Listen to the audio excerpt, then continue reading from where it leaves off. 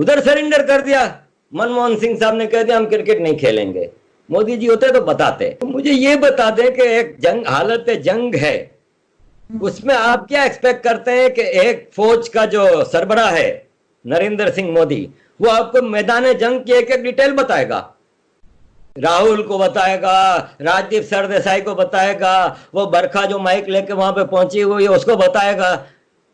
India का वो जो लीडर, जो जंग इस वक्त हालत जंग है, क्या आज तक हिस्ट्री में आपने सुना है कि जंग के दौरान लीडर दुनिया को बता रहा है कि मेरे अगले स्टेप क्या है, मेरे इतने फौजी उन्होंने कब्जे किए हैं? बेवकूफी की बातें। तो राहुल की बातों का बुरा ना मनाया करें। राहुल के साथ बड़े मसले हैं, राहुल के साथ बड़ी ज्यादतियां हुई हैं जिंदगी में, और मैं इसकी बातों का इसलिए बुरा नहीं मनाता कि मेंटली अनस्टेबल, एक मिनट में आगे आ रहा हूं फिर आप पूछिएगा, अनस्टेबल पर्सन है ये।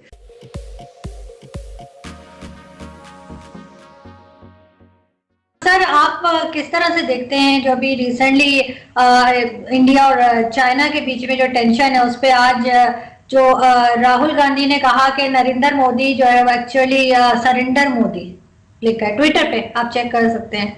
तो आपको लगता है कि इस तरह की कोई बात है वाकई में, ये सरेंडर करने लगेंगे? शुरू में तो ये मान भी नहीं रहे थे कि इनके कोई किसी किस्म की कोई शहादत हुई है, कोई कोई फौजी इनका इस तरह से पकड़ा गया या कुछ हुआ है। अब आहिस्ता आहिस्ता करके वो फिगर जो है वो एक फिगर सामने आ गई है।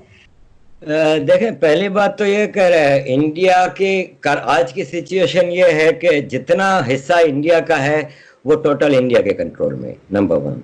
एक इंच भी चाइनीज के कब्जे में नहीं है। हाँ, चाइनीज के कब्जे में इंडिया के वो इलाके हैं जो राहुल गांधी के ग्रेट ग्रैंडफादर नेहरू ने दिए थे 62 की वॉर में जो हारे थे। तो surrender Singh is Congress, surrender Singh is Nehru and the clan, इसमें कोई दो राय नहीं। इन्होंने हमेशा सरेंडर किया है, इन्होंने पाकिस्तान के आगे सरेंडर किया है। आपके 26/11 में पाकिस्तान के एक अनऑफिशियल लश्कर जाके बंबई में हमला कर देता है शरीफ लोगों के ऊपर, सिविलियंस के ऊपर, उधर सरेंडर कर दिया। मनमोहन सिंह साहब ने कह दिया हम क्रिकेट नहीं खेलेंगे। मोदी जी होते तो बताते। अब इस तरफ आते हैं, चाइना की तरफ। देखें, पहली बात तो ये है कि मोदी ने झूठ बोला, पहले नहीं बताया कि हमारे बंदे गिरफ्तार हैं। अब चाइना ने ऐलान किया कि हमने 10 फौजी इंडिया के छोड़े, पहले नहीं बताया कि इन्वेजन क्या था। तो मुझे ये बता दें कि एक जंग, हालत जंग है, उसमें आप क्या एक्सपेक्ट करते हैं कि एक फौज का जो सरबराह है नरेंद्र सिंह मोदी, वो आपको मैदान जंग की एक एक डिटेल बताएगा?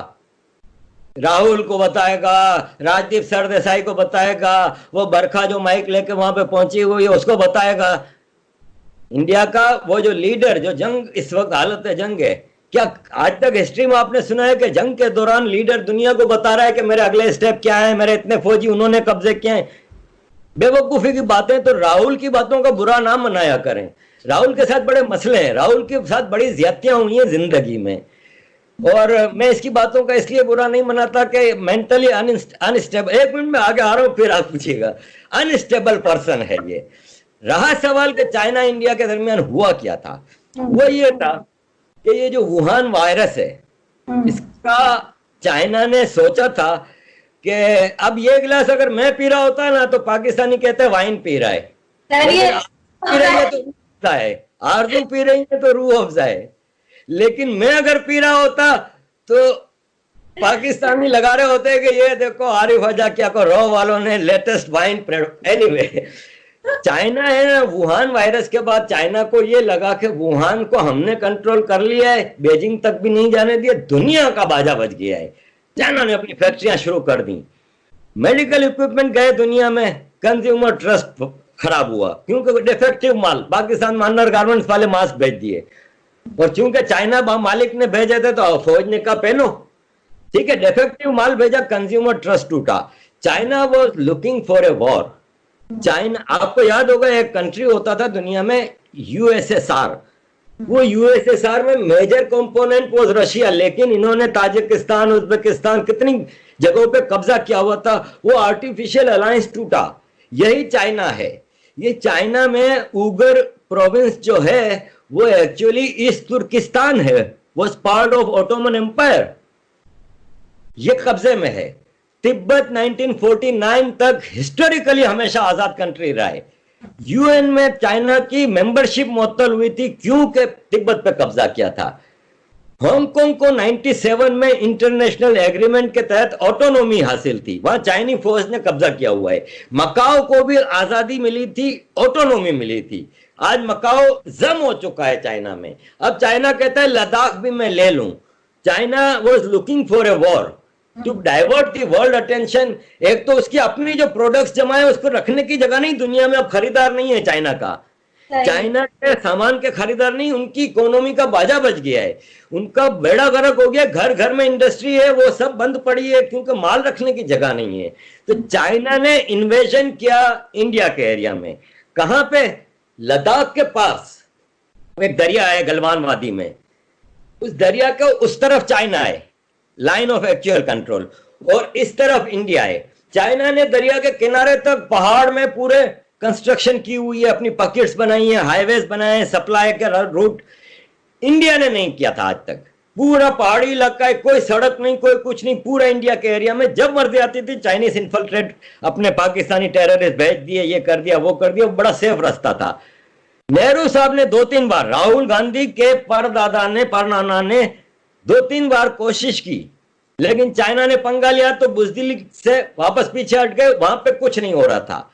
ये नरेंद्र मोदी माजी के इसी कांग्रेस के ब्लंडर्स को करेक्ट कर रहे हैं डोमेस्टिकली।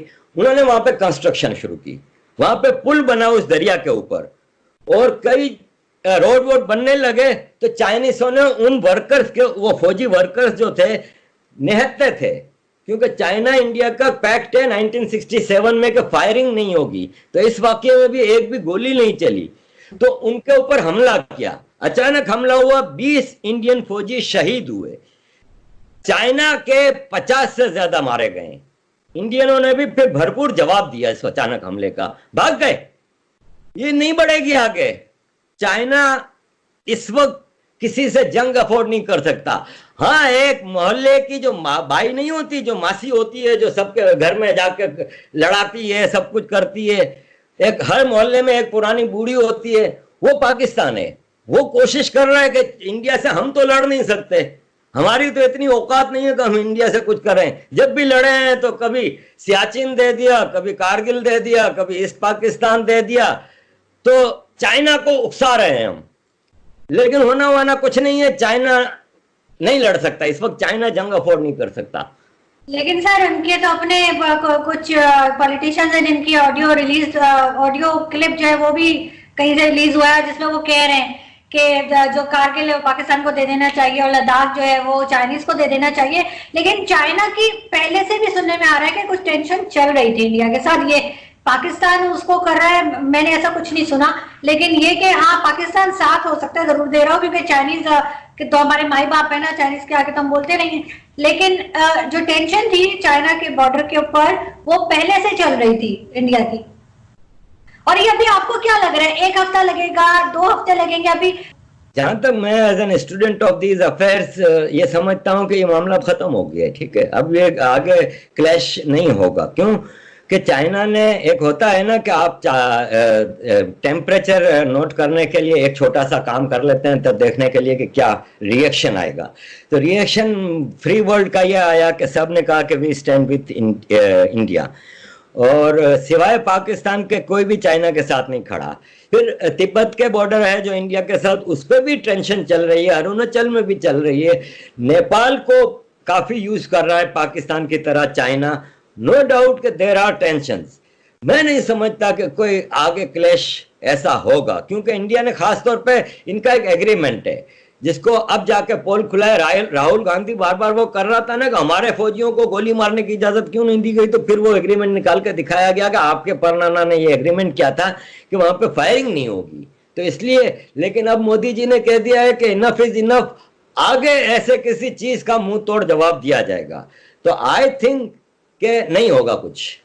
सर इनके आज भी मैं एक टॉक शो देख रही थी रिपब्लिक भारत पे, तो उसमें उनके, मुझे नहीं पता अपोजिशन के थे या कोई एनालिस्ट थे, ये मैं मुझे नहीं समझ आई, लेकिन कोई थे जो ये कह रहे थे कि सारी दुनिया चाइना के साथ खड़ी है और भारत अकेला है। तो उस पर खैर दूसरी साइड जो लोग थे वो इस बात से एग्री नहीं कर रहे थे। तो आपको लगता है कि सब लोग चाइना के साथ हैं, भारत के साथ ऐसा कोई नहीं खड़ा हुआ? सिवाय पाकिस्तान के किसने बयान दिया है कि मैं चाइना के साथ खड़ा हूं? पुतिन ने तस्वीर लगाई है, आई स्टैंड विथ इंडिया। सबने, ट्रंप ने भी तस्वीर लगाई, I stand with India. European union ने क्लियर कट मैसेज दिया है कि वी स्टैंड विथ इंडिया। अरे कल in world international court of justice में यूरोपियन यूनियन ने चाइना से ट्रेड एग्रीमेंट का बहुत बड़ा एग्रीमेंट जीता है और चाइना को फाइन और बहुत जबरदस्त पनिशमेंट दी गई है। यूरोपियन यूनियन स्टैंड करती है इंडिया के साथ। अमेरिका, ऑस्ट्रेलिया, कनाडा, अरब कंट्रीज आप देखिएगा स्टैंड करेंगे चाइना के साथ, क्योंकि अरब इस वक्त चाइना को नाराज नहीं कर रहे, इसलिए क्लियर कट कोई बात नहीं कर रहे। लेकिन अगर ऐसी कोई सिचुएशन आई तो Arab is standing with USA and India. $500 billion की इन्वेस्टमेंट है शहजादा मोहम्मद की। पाकिस्तान में इन्होंने सिवाय मदरसों को और कहीं इन्वेस्टमेंट नहीं की, सिर्फ मस्जिदें मदरसे बना के दिए। एक प्रोजेक्ट नहीं है सऊदियों का यहाँ पे जो आवाम की बहबूद का हो। इंडिया में 500 बिलियन खाली शहजादा मोहम्मद की इन्वेस्टमेंट है, दुबई, अबू धाबी, इन सब की इन्वेस्टमेंट है। ये सब इंडिया के साथ खड़े हैं। हम तो पढ़ते हैं ना, अगर कोई एक आदमी उठ के कहता है कि नहीं जी इंडिया के साथ नहीं है, चाइना के साथ है, तो साबित भी तो करे ना कि किसने चाइना को सपोर्ट किया है। किसी ने नहीं किया सपोर्ट, सबने कंडेम किया है चाइना को। क्योंकि सर जब तक कश्मीर भी हल नहीं होता तो ये चीज तो चलती ही रहेगी, क्योंकि वो छोटे मसला हल हो जाएगा। Gilgit Baltistan is not Pakistan. 1948 का रेजोल्यूशन यूएन का कहता है कि मामे का पुत्र है ना जो पाकिस्तान, वो पहले सब गिलगित बल्तिस्तान पीओके से निकल जाए पूरा। एक पाकिस्तानी नहीं चाहिए। यूएन रिजोल्यूशन है जिसको उठा के पाकिस्तान में घूमे जाते हैं। एक पाकिस्तानी नहीं चाहिए। फिर इंडियन वहां पे रेफरेंडम कराएंगे। इंडियन मींस के वो इंडिया का इलाका है तो इंडियन रेफरेंस कराएंगे ना, रेफरेंडम कराएंगे, वरना तो वो कहते हैं यूएन की फोर्सेस कराएंगी। लेकिन इंडियन फोर्सेस को कहा गया है कि वो इंडिया में रहें, तो ये इलाका तो पाकिस्तान का, जैसे बलूचिस्तान नाजायज कब्जा है वैसे ये भी नाजायज कब्जा है। पाकिस्तान अगर बचाना है, नया कॉन्स्टिट्यूशन लाएं, confederation of autonomous states, Sindh, Balochistan, जो अपने मामला खुद देखें जैसे अमेरिका की स्टेट्स देखती हैं।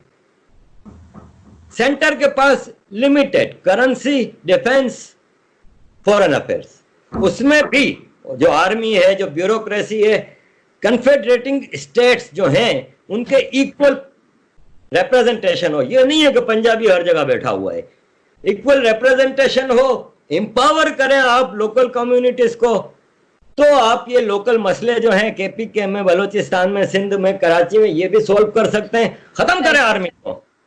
बड़े भाई को दुश्मन आपने बना के रखा हुआ है। आप एक कदम बढ़ाएं, वो भी एक कदम बढ़ाएं, मामला को खत्म करें।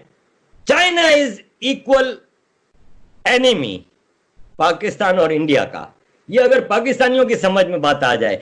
हम कहते हैं लद्दाख पे इंडिया का कब्जा है, उस पे हम मातम करते हैं 72 साल से, लेकिन हम खुशियां मनाते हैं कि लद्दाख पे चाइना का कब्जा है।